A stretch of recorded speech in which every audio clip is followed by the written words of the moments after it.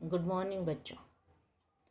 कल हमने एक्सरसाइज 3.3 और एक्सरसाइज 3.4 करी थी और एक्सरसाइज 3.1 और 3.2 मैंने तब नहीं करवाई थी और मैंने कहा था कि ग्राफ का इंतज़ाम कर लो फिर करवाती हूँ। तो उम्मीद है आप लोगों ने ग्राफ ले लिया होगा। तो आज हम एक्सरसाइज 3.1 और 3.2 करेंगे। ये ग्राफ से रिलेटेड है। तो इसमें क्या है, देखो हमने जो समीकरणों को सॉल्व करा था कल, उसमें एक्स और वाई था और हमने एक्स और वाई का मान निकाला था। यही एक्स और वाई से जो बनी समीकरणें थी वो तुम्हारे 8वीं क्लास में थी और ये दोनों मेथड आपने उस टाइम भी थोड़ा बहुत तुम्हें पता था उस बारे में, तभी मैंने वो 2 एक्सरसाइज पहले करवाई थी। आज हम ग्राफ वाली एक्सरसाइजेज सीखते हैं। तो इसमें स्टार्टिंग में बताया गया है कि एक्सरसाइज 3.1, हम पहले इसका इंट्रोडक्शन कर रहे हैं। क्या है कि 2 चरों में, ये आपका जो मैं लिखवा रही हूँ ये आपकी बुक में पेज नंबर 76 पर है। लास्ट में जो समरी होती है उसमें से है।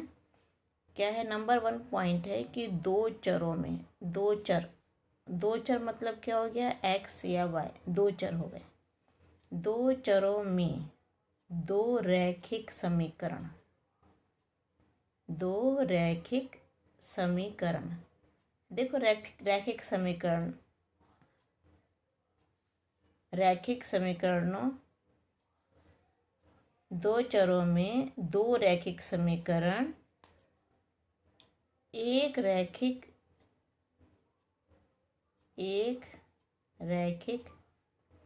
समीकरणों का युग्म कहलाता है। युग्म कहलाता है। युग्म का मतलब होता है जोड़ा, मतलब पेयर। 2 रैखिक समीकरण, अब देखो 2 रैखिक समीकरण कौन सी हैं। 2 रैखिक समीकरण हैं, एक तो है a1x, दूसरी b1y प्लस c1, सॉरी ये पहली समीकरण है a1x plus b1y plus c1। ये तुमने कल, मैंने इसको सबकी वैल्यूज़ कुछ ना कुछ होती जो कल तुमने सॉल्व करे हैं क्वेश्चंस। a1x b1y c1, ये तो एक समीकरण है।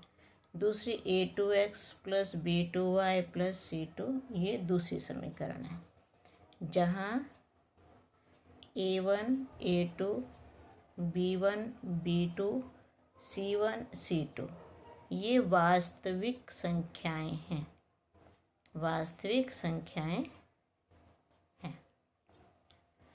और इनमें क्या शर्त है कि a1 ये सब 0 के इक्वल नहीं होने चाहिए, ना तो a1 हो, या इसमें ये 0 के इक्वल सारे नहीं होंगे। जब सारे हो जाए a1 b1 दोनों ही 0 के इक्वल हो गए तो कोई समीकरण नहीं बनेगी। तो इसमें हम ये लिख सकते हैं कि a1 का स्क्वायर प्लस b1 का स्क्वायर ये 0 के बराबर नहीं होना चाहिए। अगर 0 के बराबर हो गया तो इसका मतलब ये भी 0 हो जाए, क्योंकि स्क्वायर लिखा है, माइनस में तो हो नहीं सकता। तो ये भी 0 हो, ये भी 0 हो, दोनों का सम 0 होगा। अब जो स्क्वायर के नंबर हैं ये हमेशा प्लस में ही आते हैं, माइनस में कभी नहीं आता योग। तो माइनस में इसका हो नहीं सकता, नेगेटिव ये हो नहीं सकता, नेगेटिव नहीं हो सकता। और इन दोनों का योग 0 आना नहीं चाहिए, तो दोनों नंबर प्लस के, दोनों का योग प्लस का नंबर आना चाहिए कोई। तो एक तो इसमें शर्त हमारी ये होती है। दूसरा b2 का स्क्वायर, a2 का स्क्वायर प्लस b2 का स्क्वायर, ये भी 0 के इक्वल नहीं होना चाहिए। इसमें एक तो शर्तें इसमें हमारी ये होती हैं। दूसरा पॉइंट, ये पेज नंबर आपका 74 है बुक का, 76 बुक में आपका 76 पेज नंबर है। फिर है कि एक रैखिक समीकरण युग्म को, ये युग्म हो गया, ये दूसरी समीकरण, इन दोनों को मिला के बनता है युग्म। दो समीकरण जोड़ा हो गया, मैंने बताया था पेयर। तो दो समीकरणों से एक युग्म बनता है। फिर है कि एक, अगली चीज है एक रैखिक समीकरण युग्म को ग्राफीय रूप में निरूपित कर सकते हैं। तभी आज मैं ग्राफ वाला बता रही हूँ। आप लोगों ने भी ग्राफ उम्मीद है ले लिया होगा। तो अब इसका आप होमवर्क आप करोगे और मुझे चेक कराओगे। इसको ग्राफ में निरूपित कर सकते हैं और इनका ग्राफ से ही हम इसका हल भी बता सकते हैं और हल भी किया जा सकता है इनको, और हल भी किया जा सकता है ग्राफ से ही। वैसे तो हमने करना कल सीख लिया। एक तो विलोपन विधि, दो पहले देखो तो दो तरह से हम हल निकाल सकते हैं। एक तो है ग्राफीय विधि द्वारा, ये मैं तुम्हें आज सिखा रही हूँ, और दूसरा है बीजगणितीय विधि द्वारा। बीजगणितीय विधि द्वारा, तो बीजगणितीय विधि द्वारा, बीजगणितीय विधि में कौन कौन सी, एक तो तुमने परसों करी थी प्रतिस्थापन विधि, वो थोड़ी इजी थी, उसमें ग्राफ का भी काम नहीं था, तो मैंने ये परसों करवा दी थी। ये थी एक्सरसाइज 3.3 थी वाली। और तुमने कल करी थी विलोपन विधि, ये तुम्हारी एक्सरसाइज थी 3.4। ठीक है। और इसके बाद एक और आती है वज्र गुणन विधि, सी एक आती है इसमें वज्र गुणन विधि। इसमें काफ़ी कुछ ग्राफ का काम है, तभी मैं इस एक्सरसाइज को ग्राफ करवाने के बाद करवाऊंगी। तो ये तीन होती हैं बीजगणितीय विधियाँ। तो आज हम ग्राफीय विधि द्वारा हम इसको हल करेंगे। अच्छा, ग्राफीय विधि में भी जो कुछ इसमें मेन पॉइंट्स है, पहले मैं वो तुम्हें लिखवा देती हूँ ताकि तुम्हें समझने में इसमें आसानी रहे। ग्राफीय विधि में क्या होता है, बीजगणितीय विधि तुमने थोड़ी बहुत तो सीख ली है, दो मेथड सीख लिए हैं, विलोपन विधि और प्रतिस्थापन विधि। अब ग्राफीय विधि में क्या होता है, एक तो ये होता है कि आपके ये दो रेखाएं इस तरह से आ जाएं। ये मैं अभी ग्राफ में खींचना सिखाऊंगी आपको। दो रेखाएं ऐसी आपस में काटती हुई जाएं, तो इसको क्या लिखते हैं, यदि रेखाएं एक बिंदु पर एक बिंदु ये हो गया, एक बिंदु पर प्रतिच्छेद करती हैं, तो वह बिंदु दोनों समीकरण का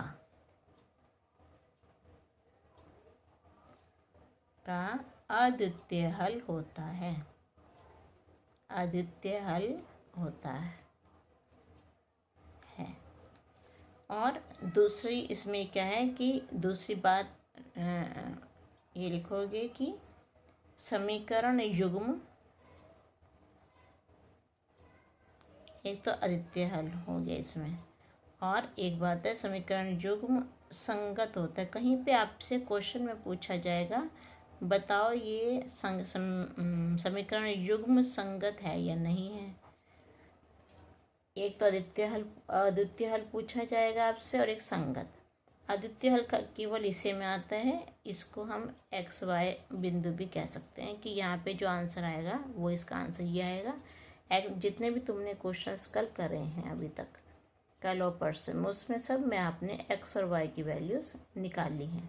इसका मतलब अगर उन सब क्वेश्चंस में हम ग्राफ खींचते हैं तो उनमें ग्राफ इस तरह का आएगा, दोनों रेखाएं कटेंगी। आप ट्राई कर लेना, चाहे उन सब क्वेश्चंस के ग्राफ खींचने की कर सकते हो। अच्छा, दूसरा ये हो सकता है कि एक रेखा ये वाली है, एक रेखा ये है और इसी के ऊपर दूसरी रेखा और आ जाए, एक रेखा और दूसरी रेखा इसके ऊपर, तो इसमें क्या कहते हैं कि दोनों रेखाएं एक दूसरे के ऊपर है ना, तो यदि रेखाएं समपाती हैं, समपाती का वो मैंने वर्ड कर लिखा था कोइंसिडेंट, कोइंसिडेंस, कोइंसिडेंट कर देते हैं इसको। तो यदि रेखाएं समपाती मतलब एक के ऊपर एक हैं तो इसके, तो उसके अपरिमित हल, अपरिमित हल, अपरिमित का मतलब होता है अनेक, बहुत सारे हल होते हैं। देखो वो कैसे हो गए, मतलब इसको हम ये कहेंगे कि रेखा पर स्थित प्रत्येक बिंदु हल होता है। हल का मतलब क्या होता है, मतलब आंसर, हर बिंदु पे आंसर आएगा। ये बिंदु ले लो, ये बिंदु, ये बिंदु, ये बिंदु, ये बिंदु, सब बिंदुओं पे इसका आंसर आ जाएगा। अभी हम ग्राफ से दिखाएंगे ये करके। अच्छा, तीसरी तरह का कौन सा होता है, यदि जब भी दो रेखाएं मैं दी होंगी वो तीन फॉर्म में होंगी, या तो वो एक दूसरे को एक बिंदु पे काटेंगी, या एक दूसरे का पूरी पूरी लाइन एक दूसरे के ऊपर आ जाएंगी, या फिर ये होगा कि दो रेखाएं समांतर होंगी। तो इसमें क्या होगा, यदि रेखाएं समांतर हैं तो समीकरण युग्म का कोई हल नहीं होता है। मतलब इसमें x का और y का मान आएगा ही नहीं, इसमें x और y का मान नहीं आ सकता। इसका मतलब इसमें जो समीकरण युग्म कोई हल ना हो, तो इसका मतलब होता है कि समीकरण युग्म असंगत होता है। इसमें हम क्या कहेंगे, समीकरण युग्म संगत होता है, इसमें ये कहोगे, इसमें संगत है, समीकरण युग्म संगत होता है। अच्छा, अब इसमें एक और कंडीशन है। अगर मान लो आपकी, जैसे हमें रेखाएं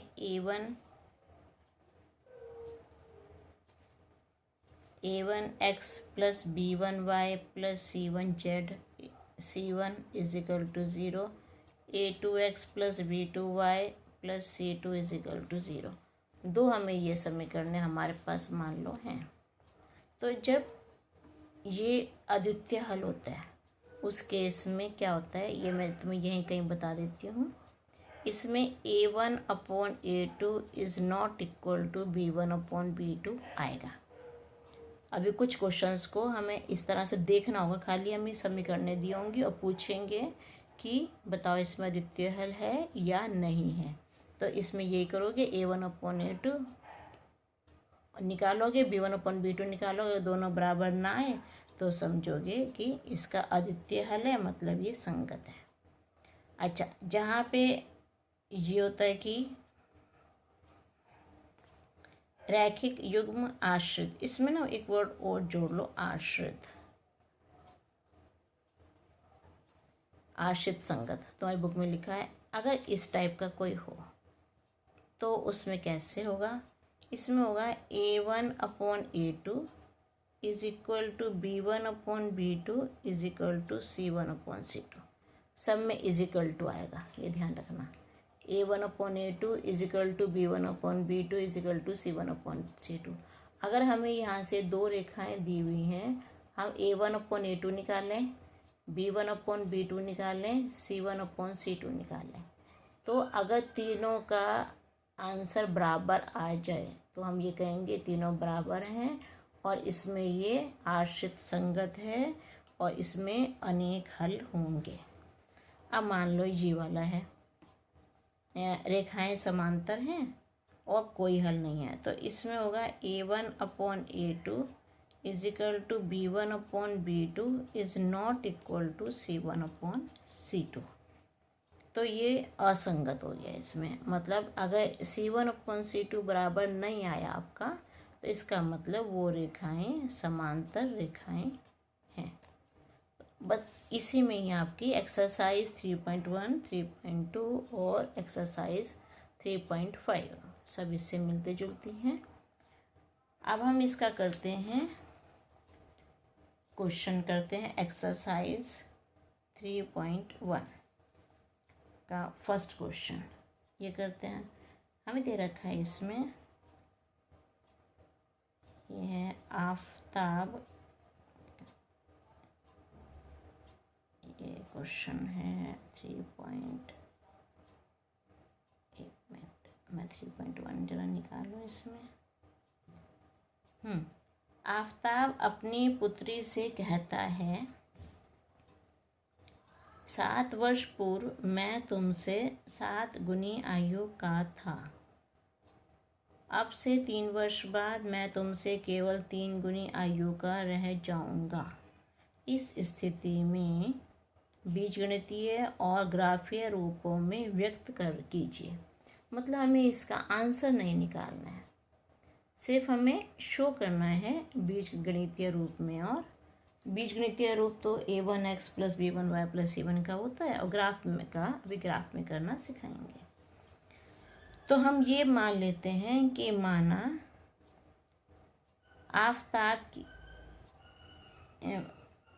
आफताब की पुत्री की आयु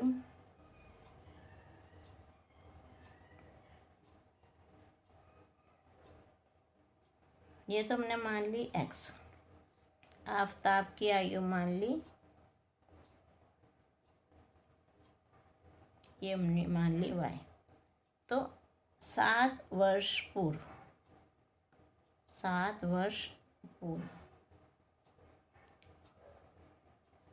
पुत्री की आयु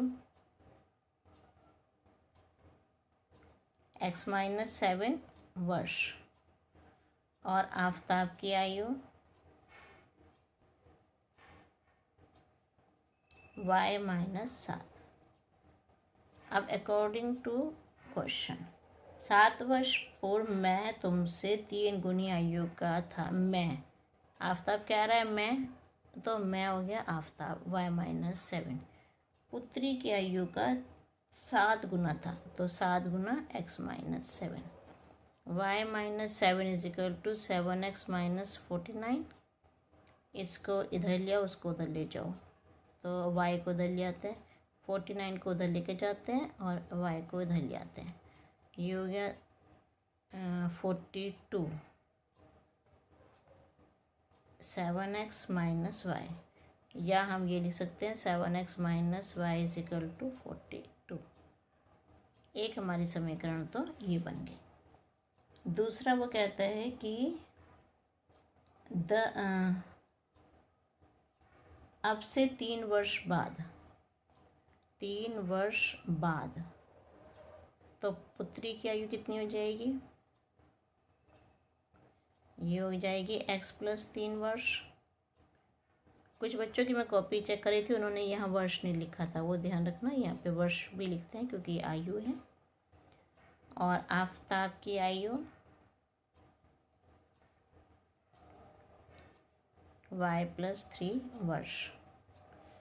अब क्वेश्चन के अकॉर्डिंग क्या कहा, 3 वर्ष बाद मैं का मतलब आफताब तुमसे 3 गुनी आयु का रह जाऊंगा। तो अब 3 गुनी रह जाएगी, y + 3 is equal to 3x + 9, 3 इसको उधर ले जाओ, -9 + 3 is equal to 3x - y, -6 is equal to 3x - y, 3x - y is equal to -6।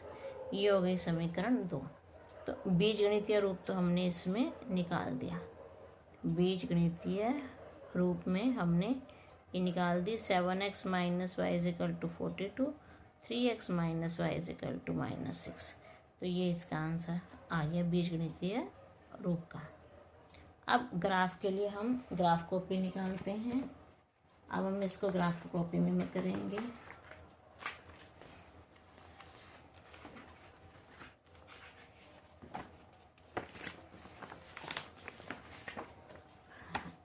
ये समीकरण हमारी इसमें है। ग्राफ में अब देखो, ग्राफ का ध्यान रखा करो हमेशा।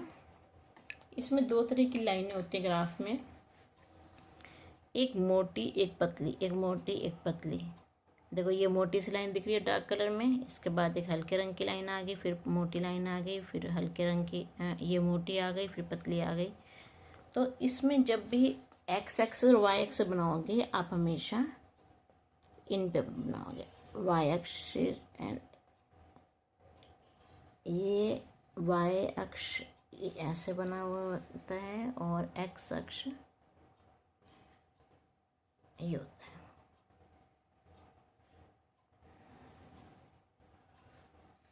ये है आपका एक्स अक्ष, एक्स एक्स, और ये वाई अक्ष, नीचे वाई डैश।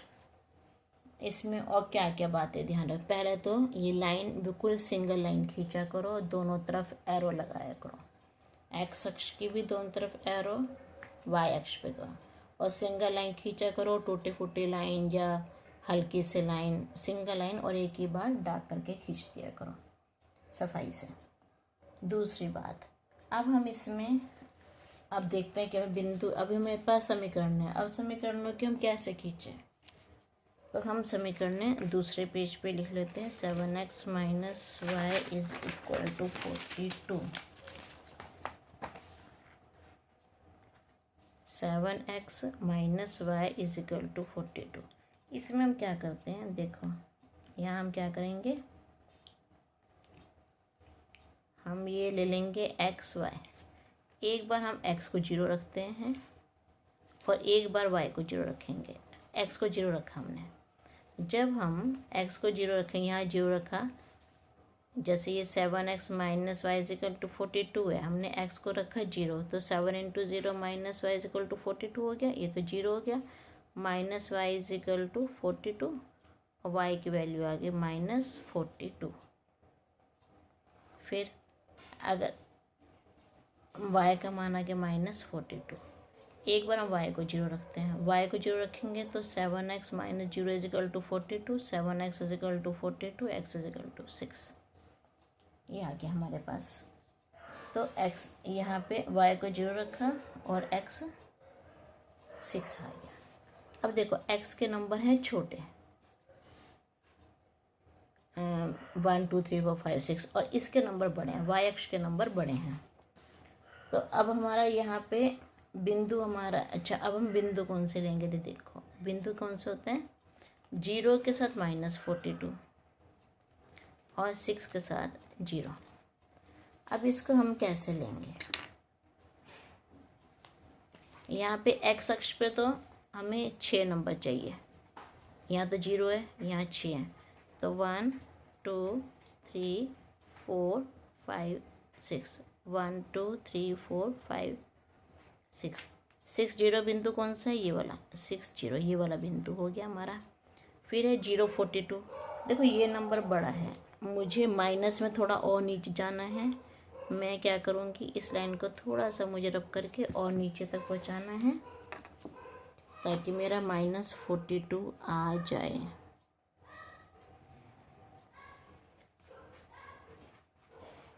-10 -10 -20 -30 -40 -50, ये हो गया 42, -0 और -42।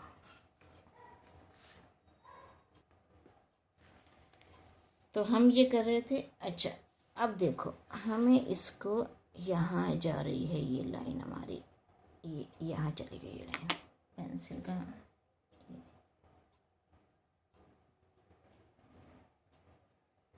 ये गई ये लाइन हमारी, और दूसरा 1 2 3 4 5 6 10 20 30 40। अब इसको ऊपर की तरफ बढ़ाओ। अब दूसरी समीकरण हमारे 3x minus y is equal to -6। अब यहाँ पे देखो ये हो गया x y, x को 0 रखो, y -2 एक्स को 0 रखोगे 3x minus y is equal to -6, 3 into 0 minus y is equal to -6, ये तो 0 हो गया, -y -6, y का आ गया 6, तो ये हमारा हो गया 6। अब y को 0 रखो, y को 0 रखेंगे, y को रखा है 0, 3x इजिकल टू -6 और x आ गया -2, ये हो गया -2। तो बिंदु कौन से हुए हमारे पास?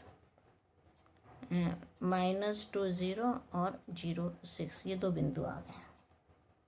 -2 0, ये 1 ये 2, ये -1 -2 और 6, यहाँ पे हम 10 20 ये सब प्लस के होंगे, तो ये हमारा हो गया -2 0, तो बिंदु हो गया ये वाला, और 0 6 हमारा यहाँ जाएगा 0 6। अब इसको हम बना देंगे यहाँ से ये लाइन, इन दो बिंदुओं को मिलाती हुई हमें लाइन खींचनी है।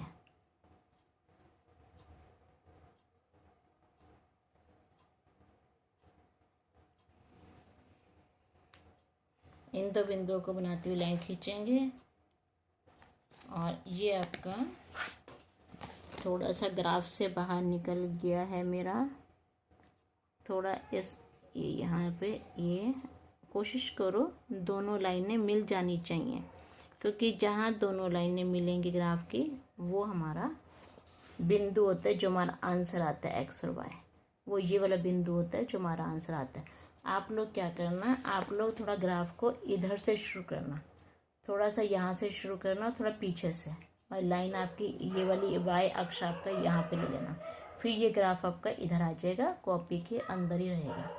वाई अक्ष को आप थोड़ा सा इधर लेंगे, इधर थोड़ा इधर कर लेना लाइन को, और एक्स की लाइन भी थोड़ी सी ऊपर कर लेना, तो फिर आपका ये ग्राफ आपका कॉपी के अंदर ही रहेगा।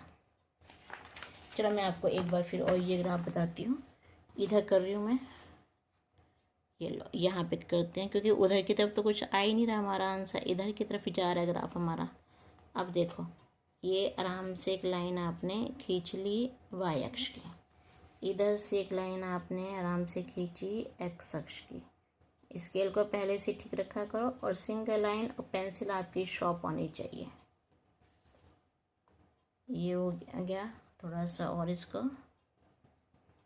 पीछे कर लेते हैं, क्योंकि -2 है इसमें हमारा, तो यहाँ पे y, और ये नीचे आ जाएगा y डैश। थोड़ा सा इसको भी मैं बना देती हूँ लाइन को, ऐसे ये हो गया y डैश, यहाँ पे x और पीछे की तरफ माइनस साइड में x डैश। हमें बिंदु थे 6 0, पहला एक एक्स अक्ष पे 1 2 3 4 5 6, ये 6 था, 1 2 3 4 5 6 बिंदु है 6 0, ये बिंदु में चाहिए। तो दूसरा 0 -42, ये 10 माइनस का 10, -20 -30 -40, तो नीचे के नंबर हमेशा माइनस में होता है। 42 यहाँ आएगा 40 और 50 के बीच में, तो ये हो गया माइनस, ये 0, और इसको सही कर देते हैं, ये हो गया 0 और -42 ये बिंदु। अब इन दोनों बिंदुओं को मिलाते हुए हम एक रेखा खींच देते हैं, ये रेखा आ गई, और इस रेखा का नाम थोड़ा सा पीछे से शुरू कर देते हैं इसको। मेरा स्केल थोड़ा छोटा है, तो इसलिए मुझे डबल स्केल को आगे पीछे। 7x - y = 42, ये इस रेखा का नाम है।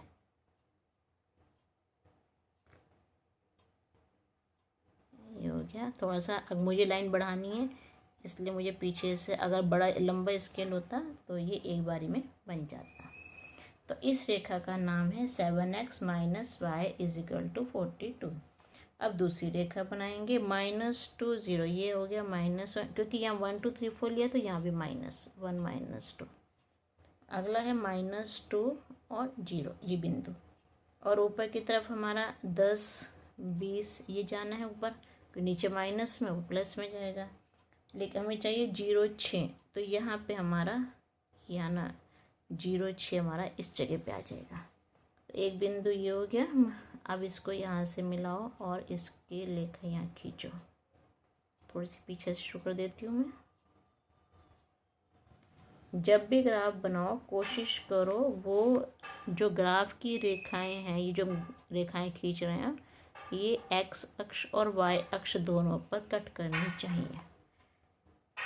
ये हो गया, अब सही बना। अच्छा, ये बिंदु एक्स और वाई हो गया। जो आपका आंसर आता है ना, जो आपकी इसकी आयु आएगी आफताब की और उसकी बेटी की आयु जो आएगी वो एक्स और वाई आएगी। अब इसमें हम एक पैमाना और लिखते हैं। पैमाना होता है हमारा, जैसे ये एक है, एक वर्ष जो है ये वर्षों में आयु है, एक्स और वाई वर्ष ही माने ना हमने। एक एक्स अक्ष पर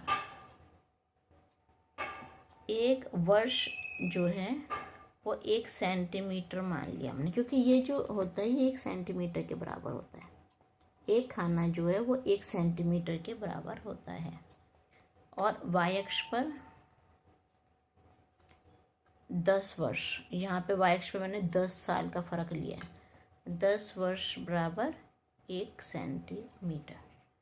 अच्छा, मैंने इस रेखा का नाम लिखा ही नहीं है। 3x - y = -6। तो ये इसका हो गया ग्राफीय रूप, क्वेश्चन नंबर 1 का। ठीक है, समझ आ गया आपको? और भी कुछ आपकी ना समझ में आए आप ग्रुप में मेरे से पूछ सकते हो। अच्छा, इसके बाद अब हम अगला क्वेश्चन करते हैं। अगले क्वेश्चन का ग्राफ करते हैं।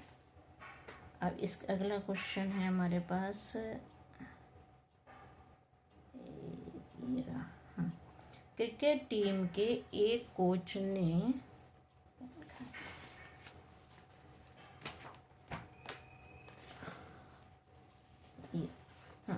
अगला क्वेश्चन है हमारे पास दूसरा। क्रिकेट टीम के एक कोच ने 39 रुपये में 3 बल्ले और 6 गेंदें खरीदी।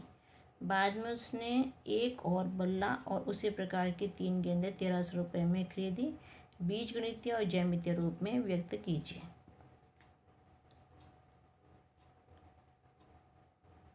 तो हमने कल एक ऐसा क्वेश्चन किया था, माना बल्ले की कीमत, 3 बल्ले खरीदे हैं तो बल्ले की कीमत, ऐसे क्वेश्चन कल हमने करा था। बल्ले की कीमत या बल्ले का मूल्य कर देते हैं। बल्ले का मूल्य हो गया ₹X और गेंद का मूल्य ये हो गया ₹Y। अब अकॉर्डिंग टू क्वेश्चन हमें दे रखा है कि 3 बल्ले और 6 गेंदें, 3 बल्ले हैं, 3 बल्ले और 6 गेंदें खरीदी 3900 रुपये में। और दूसरा है 1 बल्ला और 3 गेंदें, ये खरीदी 1300 रुपये में। अब इसका हमें ग्राफ बनाना है। ये समीकरण 1, ये समीकरण 2, ये इसका बीजगणितीय रूप है। यहाँ पे लिख देते हैं बीजगणितीय रूप। बीजगणितीय रूप में तो आंसर हमारा ये आ गया। ये बीजगणितीय रूप का आंसर हमारा आ गया। अब इसी को ही हम ग्राफ में बनाते हैं।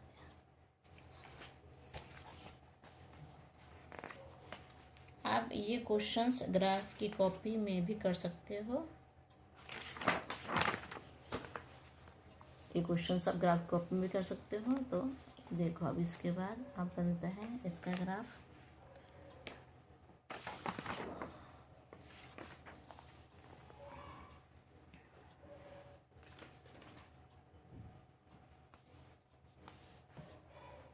अच्छा, पहले हम इसके वो कर लेते हैं बिंदु में कौन कौन से। तो 3x + 6y = 3900। अब मैंने तुम्हें बताया, एक बार हम x को 0 रखते हैं, एक बार y को 0 रखते हैं। 2 ही बिंदु लें तो उनसे हमारी लाइन हमें मिल जाती है। अगर हम x को 0 रखें, x को 0 रखें, ये हट गया। यहाँ देखो 3x + 6y = 3900। x को 0 रखा तो 3 × 0 + 6y = 3900।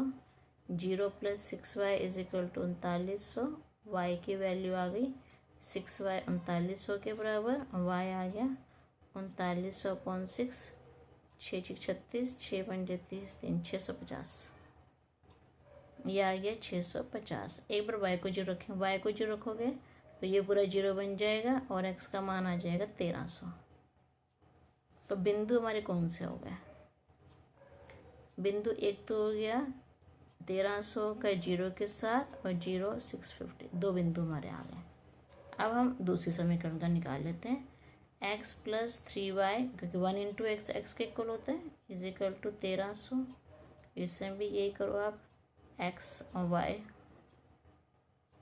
x को 0 रखा, यहाँ पे 0 प्लस, जब x 0 होगा 0 + 3y = 1300, 3y = 1300, y = 1300/3।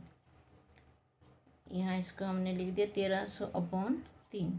1300/3 को हम डेसिमल में लिखो तो ये हो जाएगा 3 चौक 12, 10, 3 तिया 9, 3 तिया 9, तो ये आ गया 433.33, इस टाइप से आ गया।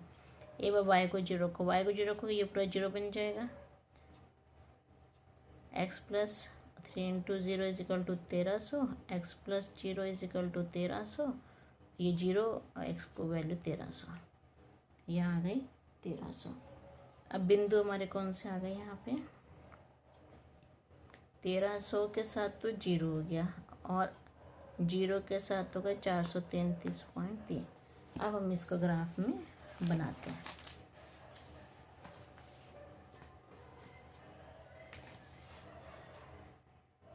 तो यहाँ से मैं सेंटर से ले रही हूँ ग्राफ को, थोड़ा देखते रहो आप भी कैसे बन रहा है ग्राफ। पेंसिल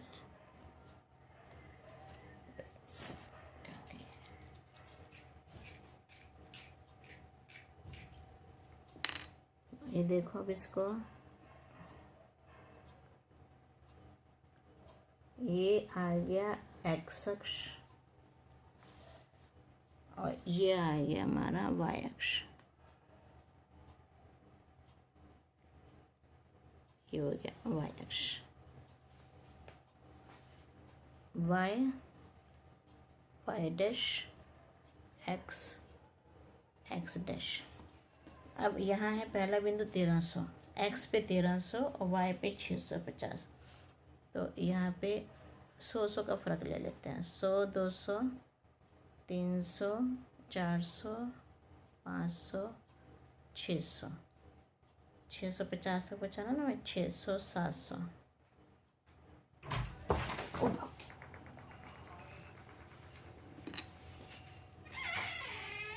700। यहाँ पे ये बिंदु आ गया हमारा 650 और 0।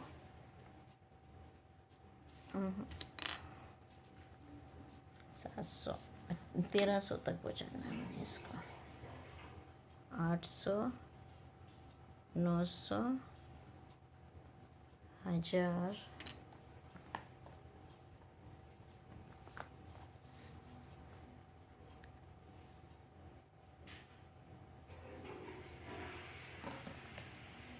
1100, 1200, ये 1300। हमारा यहाँ पे 1300 के साथ 0 है। 100, 200, 300, 400, 500, 600, 700। अब यहाँ पे 650 है, यहाँ पे हमारा 0 के साथ है 650। वो स्केल की प्रॉब्लम आएगी थोड़ी सी। पूरा आ गया मेरा स्केल, यहाँ से लेकर यहाँ तक। इसको थोड़ा लाइन को आप आगे बढ़ा दो, ध्यान से, लाइन टेढ़ी मेढ़ी ना हो आपकी। पहले यहाँ पे देख ले को ठीक से रखा गया, नहीं रखा पीछे की लाइन, तो थोड़ी सी आगे बढ़ा दो इस लाइन को।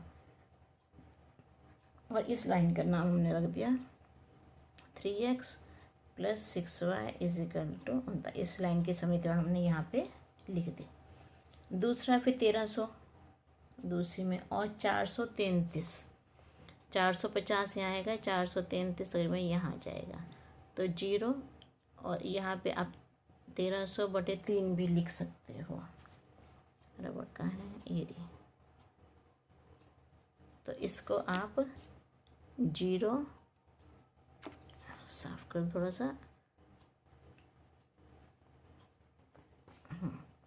तो इसमें आप इस पॉइंट को 0 और 1300/3 ये लिख सकते हैं इस बिंदु को। तो अब यहाँ पे करते हैं, लाइन खींचते हैं।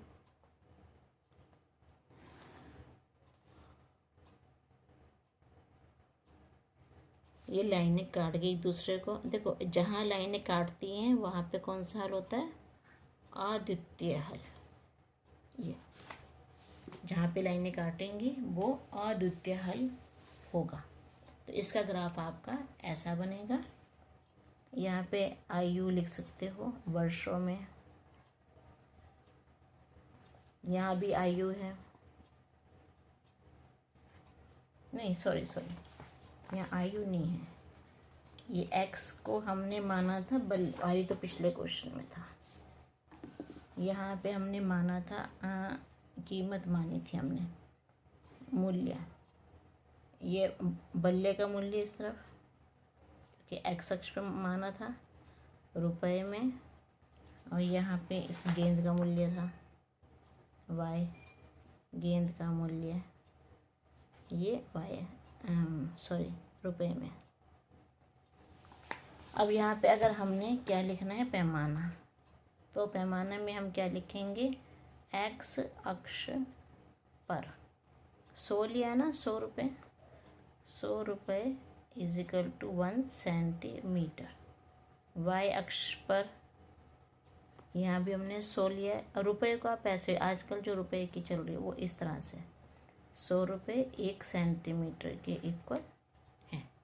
तो ये आपका ग्राफ पूरा हो गया। अब इसके बाद आप तीसरा क्वेश्चन करोगे। और तीसरे क्वेश्चन का ग्राफ बताती हूँ आपको। अब बिल्कुल आप लोग जो ग्राफ मुझे चेक करवाओगे वो बिल्कुल साफ होने चाहिए, अच्छे बने होने चाहिए आपके ग्राफ वो। तो अब अगला क्वेश्चन करते हैं, थर्ड। इसमें है थर्ड क्वेश्चन, एक्सरसाइज 3.1। 2 किलो सेब और 1 किलो अंगूर। थर्ड क्वेश्चन, 2 किलो सेब और 1 किलो अंगूर का मूल्य किसी दिन 160 रुपये था।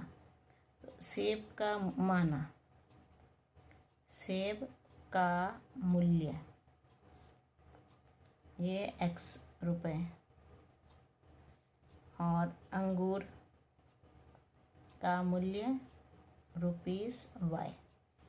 अकॉर्डिंग टू क्वेश्चन 2x और 1 किलो अंगूर है, y = 160। इसको हम y शो नहीं करते हम, वो 1 को शो नहीं करते हम। एक्सरसाइज ये इक्वेशन 1। 1 महीने बाद 4 किलो सेब और 2 किलो अंगूर का रेट हो गया 300 रुपये। तो ये हमारा बीजगणितीय रूप हो गया। बीजगणितीय रूप होता है ये वाला, कि जो हम समीकरण बना लेते हैं, ये हमारा बीजगणितीय रूप होता है। ये आपका आंसर आ गया एक। तो दूसरा, इसमें अब हम बिंदु देखेंगे कौन कौन से हैं। तो वही आप बना लो, x और y। x को 0 रखोगे, y 160, y को 0 रखोगे, x 80। बिंदु कौन से आ गए? ये 80 और 0 और 160। दूसरी समीकरण है 4x + 2y = 300। एक बार x को 0, एक बार y को 0। x को 0 रखा, y 2y 300 इक्वल हो गया, 150 हो गया। एक बार y को 0 रखोगे तो 4x 300 के इक्वल हो गया। जब y को 0 रखेंगे 4x 300 के इक्वल हो गया, और x का मान हो गया 300/4, तो ये 150 75 रुपये हो गया। 75। अब इसमें बिंदु कौन से आए हमारे? बिंदु आगे ये 75 0 वाला मैं पहले लिख रही हूँ, जैसे मर्जी लिख लो, उसमें कोई दिक्कत नहीं है। अब इसका ग्राफ बताते हैं। अब इसका ग्राफ देखो, ये कैसे बनेगा इसका ग्राफ।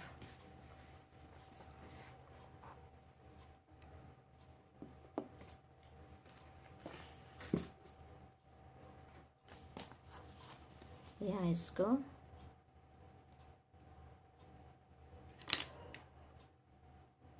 ये इसका x अक्ष हो गया और यहाँ पे इसका y अक्ष हो गया।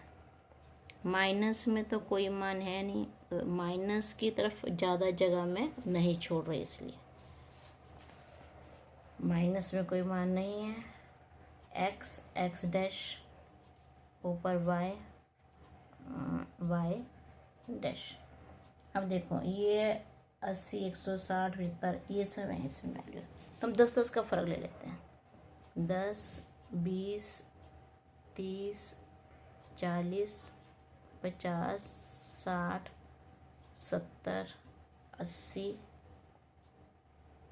90, 100।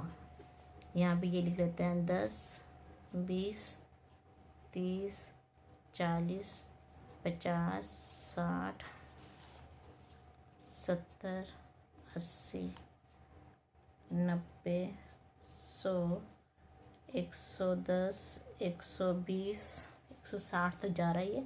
तो मुझे थोड़ा सा इसको ऊपर और लेके जाना होगा, थोड़ा सा और नीचे से शुरू करना चाहिए था इस ग्राफ को हमें। चलो आप लोग बनाओगे तो आप लोग थोड़ा और ठीक कर लेना। 120 ये हो गया, 130, 140, 150, मेरा बाहर निकल गया 160। आप लोग थोड़ी नीचे से शुरू करोगे तो पूरा आ जाएगा आपका। अब ये 80 जीरो, एक बिंदु तो हो गया इसका हमारा 80 जीरो, इसका साथ 0, 160, 0 और 160 ये दोनों आपस में मिल रहे हैं। अब हमें दिक्कत आएगी इसमें थोड़ी सी, स्केल का।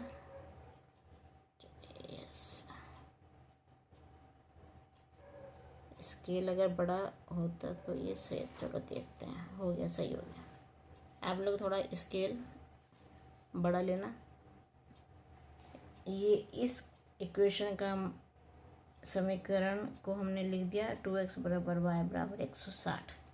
एक तो हमारी ये वाली आ गई, दूसरी 75 जीरो, 75 ये हो जाएगा 75 जीरो और 0 150, 0 150। यहाँ पे कोई प्रॉब्लम आएगी हमें, यहाँ से देखते हैं, अभी थोड़ा सा करते हैं ठीक, इसको आ जाएगा। चलो ये हो गया, ये यहाँ से ऐसे और यहाँ से। आप लोग बड़ा स्केल लेना, मेरी नकल, मुझे थोड़ा प्रैक्टिस है इसमें, आप थोड़ा। अब इसको बाहर निकालो, फिर भी यहाँ से लाइन से थोड़ा सा बाहर शो कर दो इसको। ये हो गया। अब देखो दोनों लाइनें बिल्कुल समांतर जा रही हैं इसमें। ये दोनों लाइन, तीनों तरह के मैंने आपको एक एक ग्राफ बना के दिखा दिया है। 4x + 2y = 300। x रुपये, x साइड पे तो सेब का मूल्य है, सेब का मूल्य ये तो रुपए में है, और यहाँ पे अंगूर का मूल्य